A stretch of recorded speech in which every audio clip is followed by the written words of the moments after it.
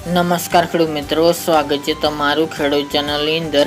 આજે તારીખ 12 માર્ચ 2025 વાર બુધવાર આજના થરાદ માર્કેટ યાર્ડના તાજા બજાર ભાવ। તો ખેડૂત મિત્રો, આજે થરાદ માર્કેટ યાર્ડની અંદર જીરુના 4025 રૂપિયા ભાવ બોલાઈ રહ્યો છે। ફરી જીરુની બજારમાં આજે સુધારો જોવા મળી રહ્યો છે, જ્યારે અજમો, વરિયાળી ને બાજરીના ભાવ હાલ સ્થિર જોવા મળી રહ્યા છે। તો ચાલો આપણે જાણી લઈએ કે રાયડો, જીરું અને અજમાના ભાવ શું ચાલી રહ્યા હતા।